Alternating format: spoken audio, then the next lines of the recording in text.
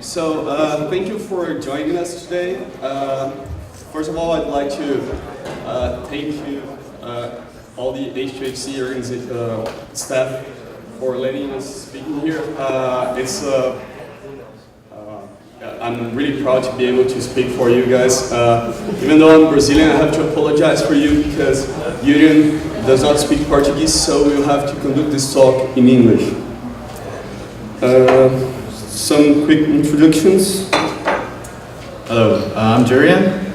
I'm from the Netherlands, Amsterdam.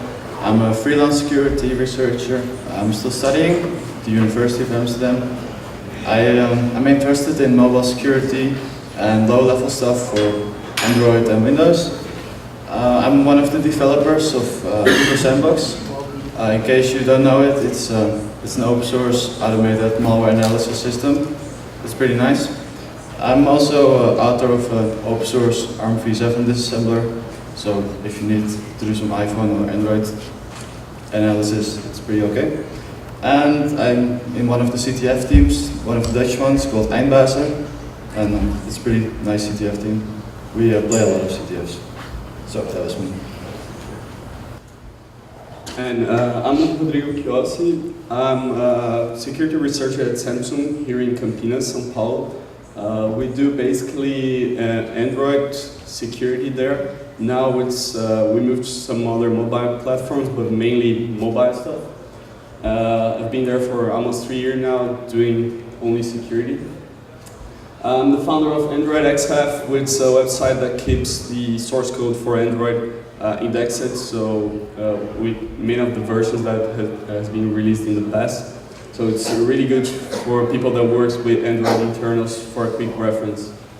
I'm a member of the Smash Stack network. If you don't know it, you should totally check it out. It's a network of war games. It's great for people to learn about security, practice security, or just meet new people that are that have also interested in security.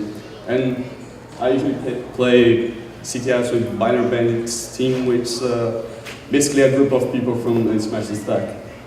So, first of all, what are we going to talk about today?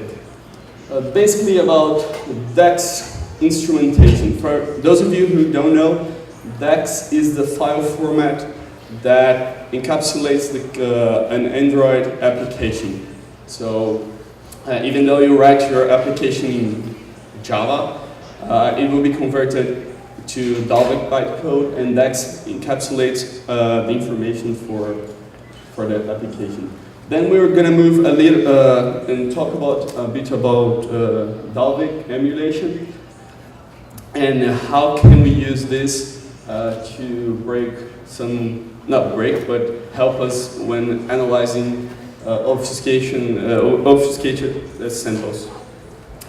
And then there's a why. Like, working at DEX level is quite complicated. You'll see why in a second. And so why do we do this? The first reason is because if today you want to do it, there's no tool that you can grab and work on a DEX. There's most of the tools they like to operate in a higher level, and so that's like an unexplored area.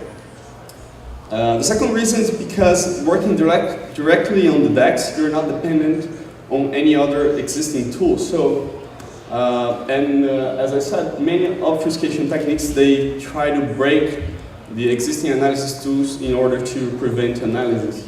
For instance, if it's very common to use the APK tools to gather information from APKs, and if you're dependent on APK tools and someone breaks APK tools, either you fix it yourself or you just can proceed with your analysis.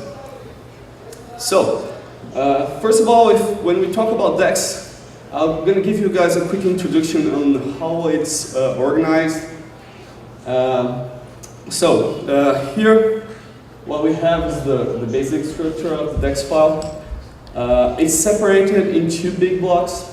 The first half, where it's from these blue boxes to the green box, which is kind of the big header of the file. It describes all the contents of the file that will be in the data area. And then all the rest is in the data area. In this first part, what's really important here is this header structure, which will contain information about pretty much everything you have in the rest of the file. And you've seen a while why we need this to keep in mind when working with that. So here you have like, think about string IDs, how many strings ID I have, what's the offset of the string ID in the file, and other stuff like what's the size of the data area and the offset of the data area. I'd like to add to that. So basically in Dolphic, you can directly load the string, the type, the prototypes, the fields, the methods using instructions. And these instructions have a 16-bit index into these arrays, these lists which are encoded into the binary. Yeah, every time inside the DEX that you want to use or refer to a method, a field, or simply a string, actually what we're going to have is an index that points to a list that's those blocks. So besides all this content in the header file, there is another important structure that lies in the data area, which is the map instruction that's referred here. Even though this thing lies in the data area, it's like a map of the entire file. So it will have given a single offset, it will tell you what type of structures live in this offset and how big is it. So these are the types that we have. So pretty much everything that's in the file, that can be in the file, has a type in here. So if you have we want to know where the code actually is, you can look at the map files and it will give you the offset inside the DEX where you can find this. Another important, actually very important detail about DEX is the lab 128 encoding. This was borrowed from the dwarf tree description. And it's a way to encode numbers, both signed and unsigned numbers. And it's used everywhere inside the DEX. In the DEX file, it's only used to encode 32-bit numbers. I'm not sure if it's used to encode bigger numbers anywhere else. And what's really important about this format is that the size is not fixed. So you can use 1 up to 5 bytes to represent a 32-bit number. So one addition to that. So basically, if you have a 32-bit integer and you only use the lower 7 bits, then you can encode it in 1 byte. And if you have a bigger integer, for example 10,000, then it probably uses 3 bytes or something. So it basically encodes to the smallest possible format, while still encoding the entire volume. Yeah, the advantage of using this encoding is that you ended up with a very small memory footprint. So you use the least memory that you can for encoding numbers. Now I'm going to walk you through a case study with adding string. Why did I pick this is because most of obfuscation techniques, they somewhat involve string manipulation. So it's either string encoding or string replacing them. And you see that the concepts that I'll show here also apply if you're doing other string operations, like removing or replacing strings, and also if you're manipulating other structures inside the DEX file. What's the objective of this thing? First is to keep the DEX valid. So we want that, that after we add the string, the DEX file will still be okay according to the documentation. And the second objective is the DEX should be able to pass the DEX opt checking. The DEX opt is actually a binary that runs when you're trying to install an application in your Android phone, and it doesn't quite follow the documentation. It has stricter rules.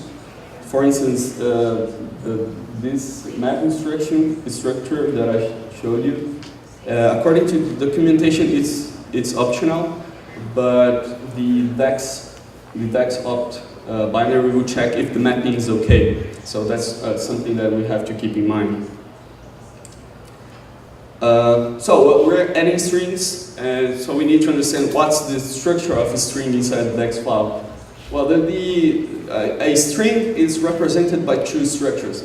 The first structure is the string ID item, which lies in the beginning of the file, and it just holds the offset to the data where I can find the actual string. And the other object is the string data item, which will have the UTF-16 size of the string and the string by itself.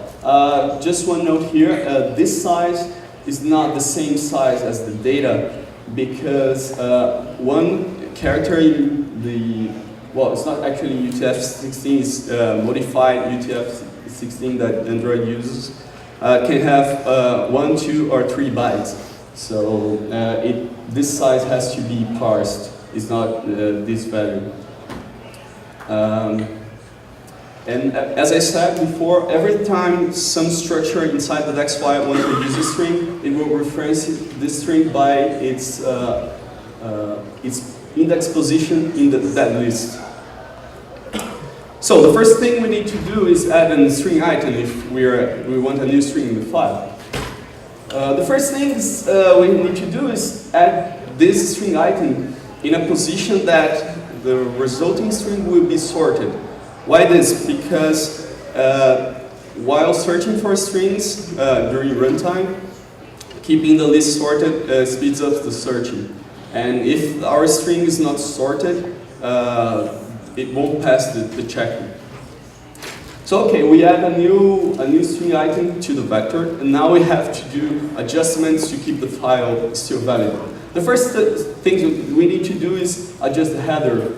So in the header, we are adding a string ID at the beginning of the file, so the data offset will be shifted, and will be shifted by 4 bytes, which is the size of the string ID.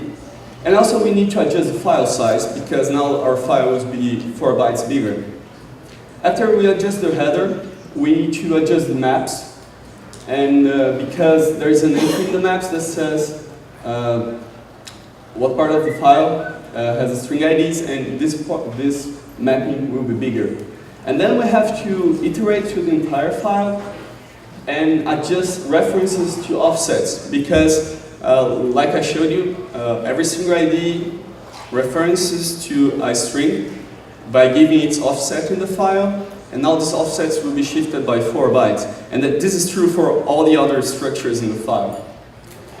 And once we shifted the offsets, we need to walk the file, and every time we find a reference to a string ID that's equal or bigger than the one we just added, we need to increase this by 1. It's already a lot complicated, but this is not all. Because there's a problem that we call lab expansion that happens when, as I said, a lab can be encoded with 1 to 5 bytes. So if the number that's encoded has, for instance, 1 byte, and is the maximum number that you can encode with 1 byte, when you shift this, it will need 2 bytes, which will add extra shifting in the whole file. There are some structures like the code offset, and that's encoded as lab, or the name IDX in some of the DEX objects.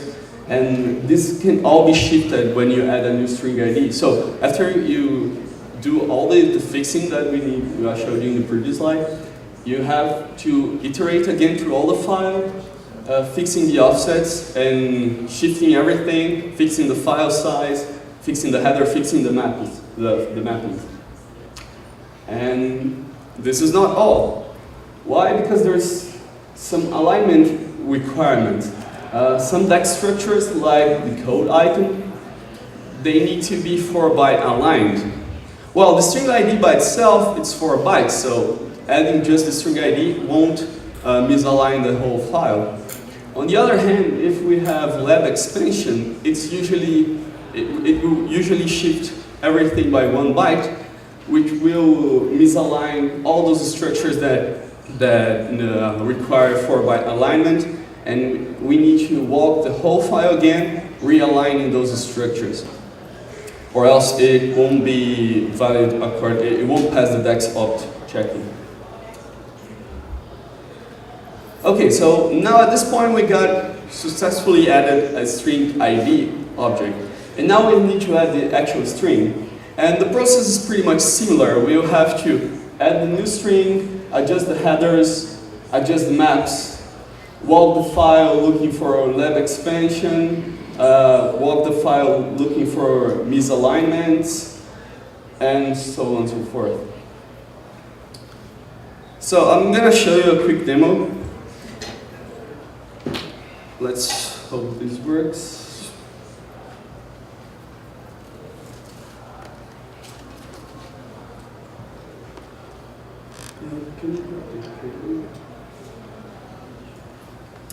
So this is a library that we wrote to do some manipulations over the DEX file. What I'm going to show you here, just a second.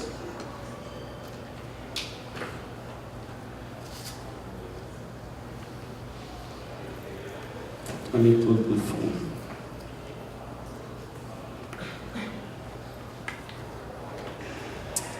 So,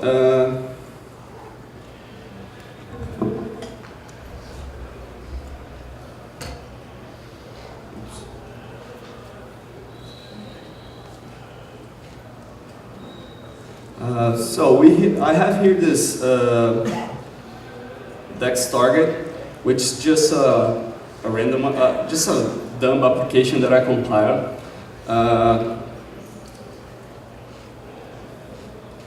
So, if I install this application, just to show you guys it's okay, it's installed successfully, so it's a valid application.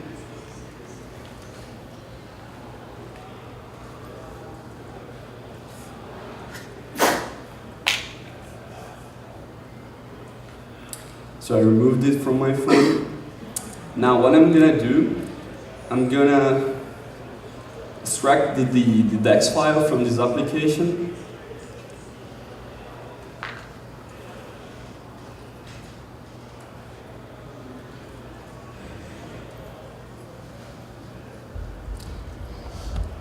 So here I have the DEX file from the application, and I'm gonna use a script that I wrote with this library to add a string to this DEX. So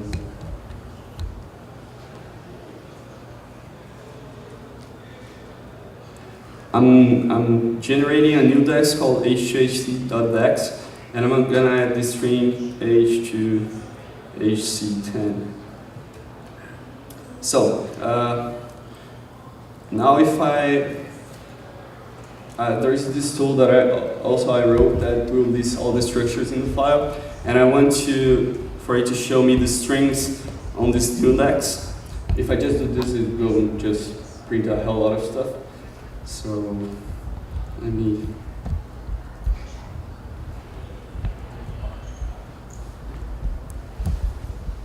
So here is the string that I just added, and if I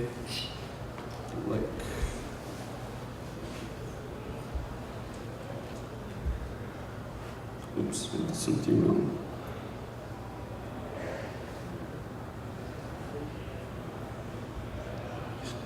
So this new string was added at the offset 55A9E in the file. So okay, now I have this new DEX file, and I'm gonna repack the application with this new DEX that I created. And this last parameters is just a piece story that I created to resign the application. Since I'm modifying it, I need to resign it.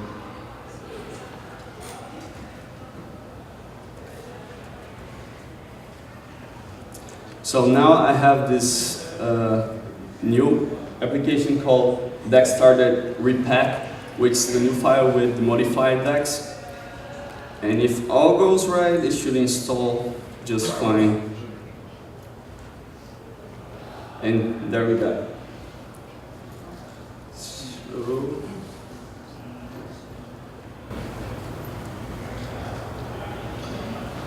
like here, I'm gonna hand over to Jurriaan. Yeah, so first of all, I can't pronounce enough how strict the DEX file format is. So if you do like anything wrong, like you have 2 bytes too much padding, or you have a weird value somewhere, it's just going to fail it. So adding a string is actually pretty hard. So I will now talk a bit about the emulation part, and then later we go into the obfuscation part. So first I will start with a small introduction to Dolphin. So Dolphin is the compiled Java for Android. It's a bit different than normal compiled Java. So it's like register based instead of stack based, etc. So if you look at the slide, you can see a small example. And this hello world, or hello H2HC, is 4 instructions when compiled. So this is basically the printf. So you see like system.out is a static, so out is a static value of system. System is a class. So the first instruction of this function is static get object.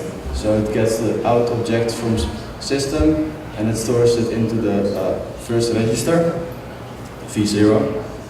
And then the second instruction, it will load the string hello H2HC into register 1. Here I put like hello H2HC directly, but in the compiled version, it's an index into the string ID item that Rodrigo just explained to us. And then finally, it does invoke virtual function call. And it gives parameters phase 0 and 1, which is the system.out object in the string, and it will print the string to the command line. Finally, it will return void, which does nothing, just return. So this is a really short introduction to Dolphin. Dolphin has like, I think 200 instructions, give or take. And it features most of the general purpose instructions, such as move, add, subtract, calling functions, whatever you need, returning, go to. Dolphin has fixed branches, so in for example, x86, you can't jump to a register, you can only jump to an offset, a relative offset. So in all cases, you will be able to trace all the code paths. Dolphin has some instructions for putting and getting fields from classes, static fields, and arrays. So if you do like getting the first argument, the first value from an array, it will use array get, a get, and it's just like the sget object instruction. There's also some special instructions in Dolphin. Dolphin features special instructions for switch case statements. So normally in compiled Java, normal compiled Java, I think switch cases were pretty expensive, as in lots of instructions. But Dolphin features like a lookup table, and it will just jump into the lookup table at the value. And it also has a sparse switch statement, which is like a dictionary. So like 5 goes to this offset, and if you have value 10, it goes to another code offset. So it's pretty condensed. Like it's not too much overhead to have switch case statements. There's also the array length instruction, so you can natively get like the length of an array, very useful, and the constant string, which looks the string up from the string ID item table. Now we know a little bit about the Dolphin instruction set. We'll talk a bit about the analysis of it. So Dolphin only has 200 instructions compared to, for example, x86, which has like 1,000. But it's very powerful. You can do everything you want with it, except maybe for self-modifying code. And like I already said, it's pretty easy to analyze all the possible code paths. And I do this using a recursive traversal algorithm. So basically, whenever there's an if statement or a goto or switch case statement, I recursively enumerate all the possible code paths that are defined by this conditional range. And that way, you get all the possible instructions for a certain function.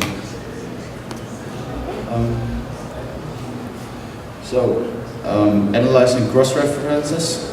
So like I said, there's only fixed offsets for branch instructions. This is a snippet of a function which does some string deobfuscation. And basically what you see here is it creates a new array, and then it compares the value. And if the value is 0, it goes to this instruction, otherwise it goes to 18, right? It goes to 20, sorry. So basically, if you analyze this, you can keep cross-references.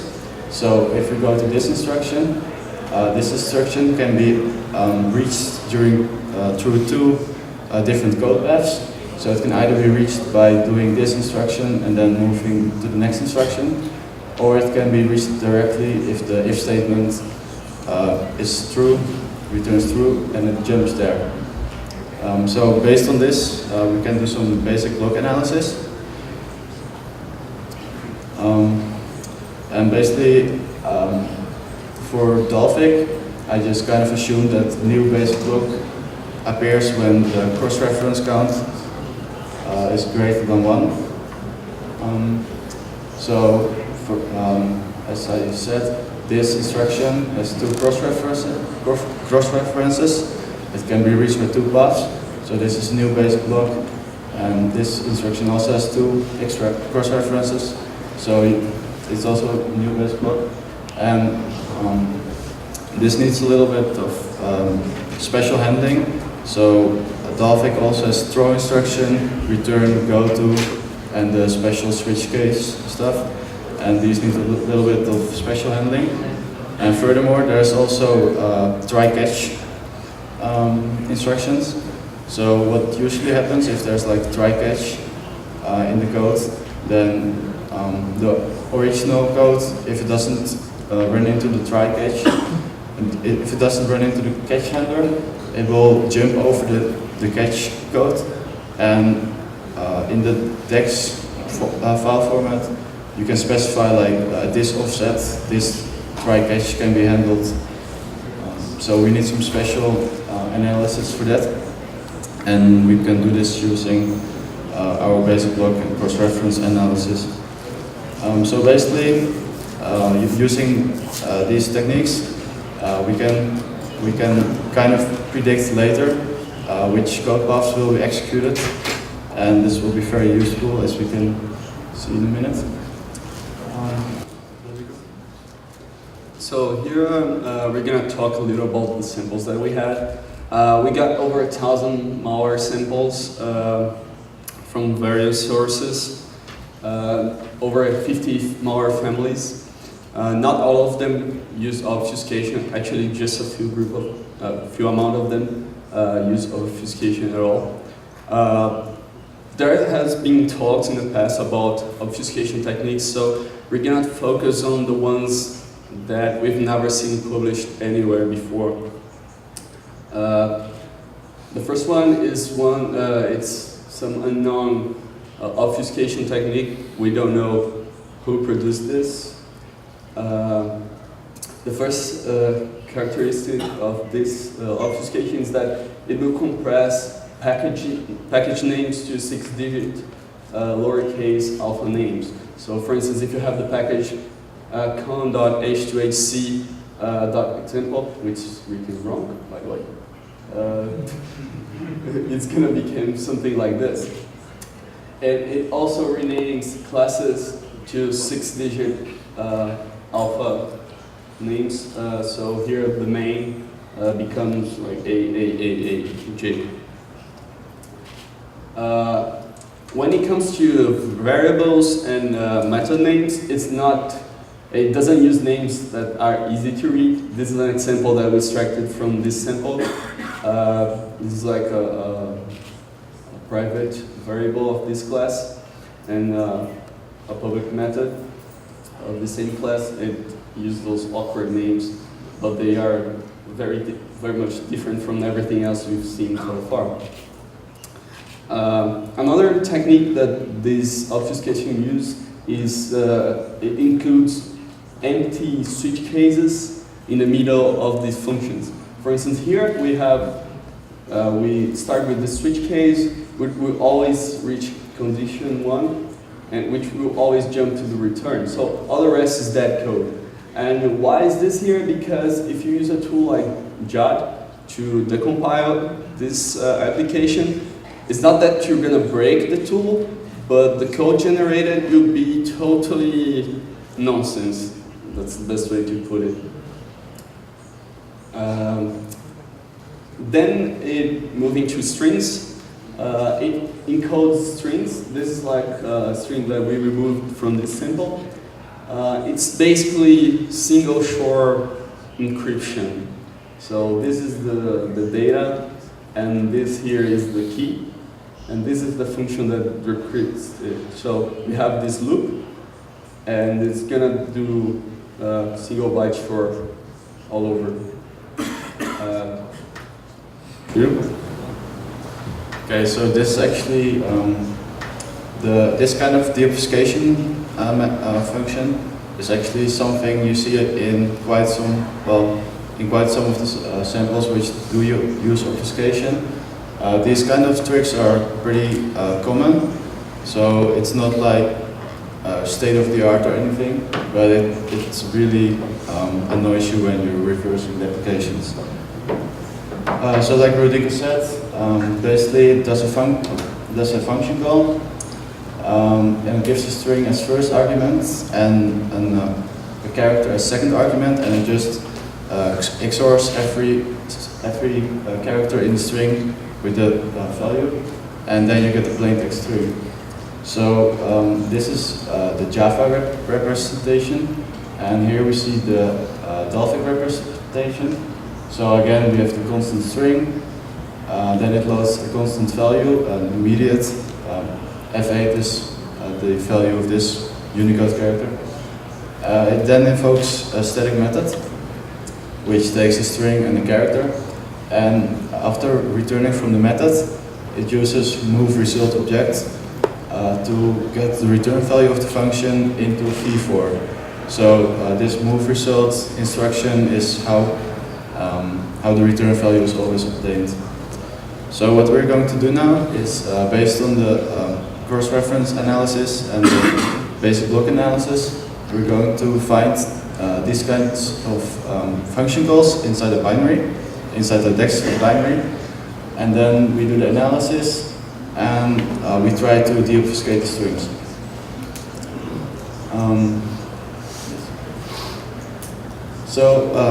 I've implemented a Dolphin Emulator. It's not the entire emulator, and there's only a very limited subset of supported functions.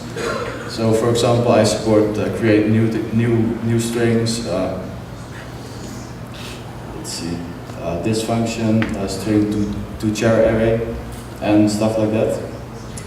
And based on this emulator, we can run the instructions and functions through it, and we can get the return value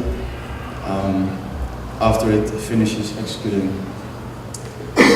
So we have to set up the emulator. So a lot of times these string deobfuscation functions, they take an argument like a couple of integers or one integer or a string and an integer, and it returns a string. So it's really pretty basic actually, but like I said, it's annoying. So what we do is we analyze the Dolphin code, and we extract only the instructions that are useful to us. So if this sequence was inside the middle of a function, we would only extract these arguments and the function call, and then we execute this in our custom emulator. And after it returns, we halt the execution, and we read the string, which in this case was sing group ID. It's just a random string in this case, but it shows what we can do. So after that, you will want to replace the code. So basically, it would be interesting for us to write a new text file which has this deobfuscated strings in it. So the original code was like just format. So this was the original code, and ultimately the new code would only be this. So we remove all the junk code, and we just write the deobfuscated string directly to the return register. This has various advantages. So basically, we reduce all kinds of unnecessary code, deobfuscation code, random strings to only the relevant stuff, and it would optimize the text file as well a bit, because this one instruction is definitely less big in size than all of these strings and whatever. Yeah, so basically, after we do this, and we see, for example, that no more function calls are made to this function, we can remove the function entirely. So extracting the function arguments isn't always as straightforward. For example, the code you see here is from a commercial obfuscator, and basically what it does is this is the function call, and it gives like a couple of integers, and these integers are made up of static lookup tables and some little computation. So this function takes 3 integers as arguments and returns a string, as we will see here. So this is the Dolphin representation of the function call. And like I said, we only want to extract the interesting instructions to put into our emulator, so we don't get like weird stuff. And we do this using the backtracing. So here you see the original code for this particular function call. And what we do is we look at the arguments required by the function call. So the arguments are register 0, register 2, and register 3.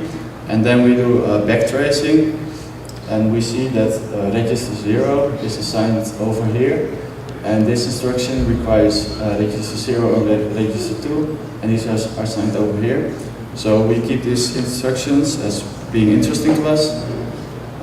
We then go for the second argument, which is created here. And finally the third argument, which requires the same code but adds this one instruction. So now, even if these instructions would be like scattered over a bigger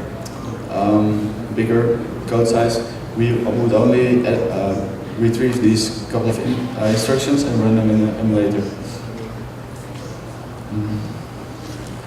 So this example I just showed was for TextCard, which is a commercial obfuscator, and there's also a free obfuscator by the same guy, ProGuard. It's more based on it actually obfuscates only on Java level, not on text level. and mostly does renaming of classes. So it kind of optimizes the classes by renaming everything to .a or .b and really short names, which is kind of annoying when you're reversing, because all you see is all the short names and you don't get all the information of like YouTube, watch handle or whatever. So TextCard is a commercial obfuscator. It's used quite sometimes. It was also used by more sophisticated Android Trojan a couple of months ago, namely Obet. And it renames classes and identifiers just like ProGuard does, but it can be different. I think you have several options. I honestly don't know, but you also have the option to do like Chinese characters or other weird characters which are not really readable, like we saw here. Just a comment. The thing with the Chinese characters is not just that they are not readable, but having them in your text is gonna break a bunch of analysis tools that are out there. So there's also another obfuscator which has like uses like capital I, lower I as class name, and then if you have like a tool to read text files and you're on Windows and it extracts like all the classes to different files, then you have like collisions because Windows is case insensitive, and this kind of makes problems. So we have a script called inchina.py, and it renames these funny identifiers to China underscore something. So like this was the function call I just explained, and after renaming it, it looks something like this. So instead of these weird characters, which maybe somebody around here can read, I can't read them, so I prefer to read this. But you can also use something else, of course. So like I said, this is a static lookup table. So maybe you want to do like a static lookup table tree or something, and then you know a little bit more already about the kind of information this kind of field has. It's not perfect. It's really dependent on the case, I guess, but it's something better than originally it was. So this is one of the other obfuscation stuff we saw. MZHangDS. MZHangDS is a class name, and what it does is it has a custom obfuscation, and it encrypts the string using ROT60. I'm not sure if you guys know what ROT is, but it's like Julius Caesar cipher was ROT3, so just like you can see, this is the code of the deobfuscation decrypt string function. It basically just replaces an A by a value that's 16 higher, so whatever, O or something, and it just kind of like mangles the string. So you can easily deobfuscate it in a couple of lines of Python or whatever you like, or by emulating this function for all I care. So we did that for a couple of strings.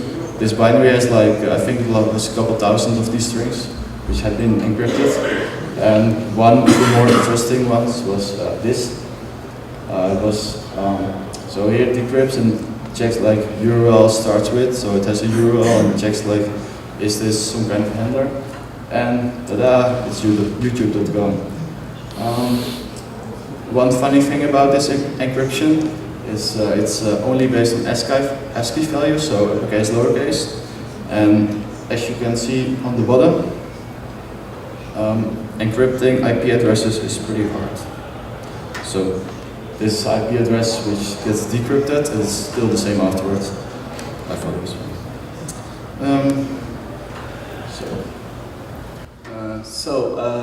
Not all the source code of the stuff that we had here is available, but I'm open sourcing part of it, which the Clarity is the thing that I showed you at the demo.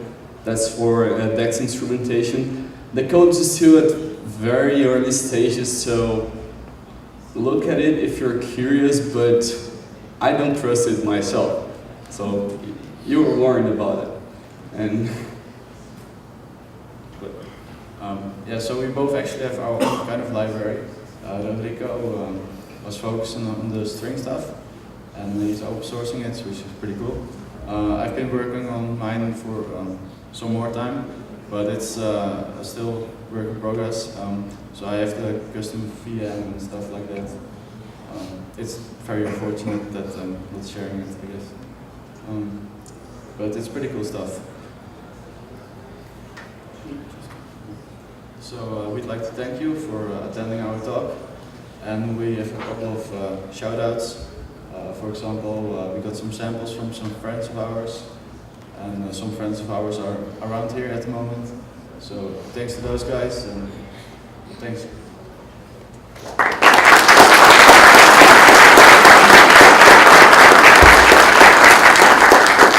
So if anybody has any question, feel free to ask in Portuguese. I can translate if needed. No Portuguese, please.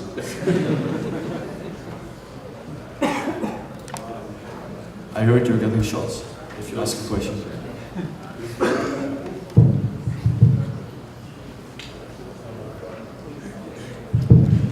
First of all, congrats for the research, pretty interesting stuff. My question is basically, I'm going to have two questions. First of all, since you realize in the DAX format file, have you tried like translate jar file or jet file to DAX and see that it still work? Or can you repeat that? Sorry.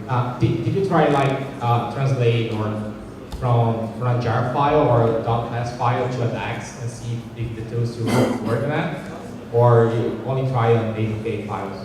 I mean, for instance, like Obfuscation mobile that relies on jar file and APK, and there's some kind of local encoded obfuscation on that, if that might work too or not. Well, you actually, if you have a jar file in your APK, it will, at the end of the day, it will be converted to DAX. So, or you have a Java implementation. Yeah, I was just curious if you passed it, if that would be, it could be a problem with the tool or not at all.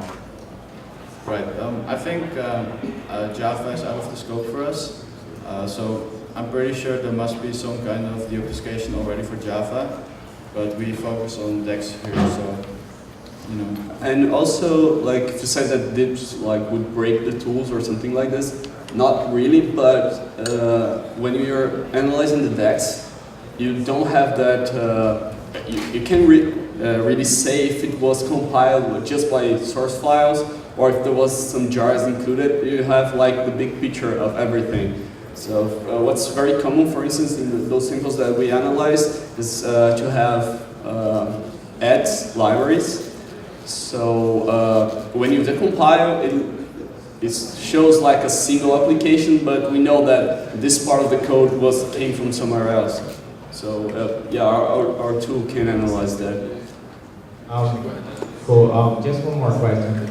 I've seen some samples that basically relies on a data file, and they'll obfuscate data file to read on some kind, like single XOR or written next byte. Did you run also on samples like that, that the obfuscation itself, the data itself, it's on this external file and not into the code itself? Yeah, actually, we were analyzing a sample like that yesterday. So one of the ads frameworks, it loads a GIF file, but it's actually just a 1-byte XOR of the entire file, and then it's like a string lookup table. Yes, so in our emulator, we could easily do that, but honestly, I haven't seen, other than this sample, a binary doing this. But if you would if I would just implement these file opening functions in my emulator, then it would be possible, yes. Cool, thank you. Thanks for the question. Anything else? Mais alguém aí? Mais perguntas? All right, we'll be around during the whole conference, so if you have questions or suggestions or anything, just reach us in the corridor. Thank you. Especially, he released his source as 3BSD, but he told me he would actually want a beerware license. So if you have beers,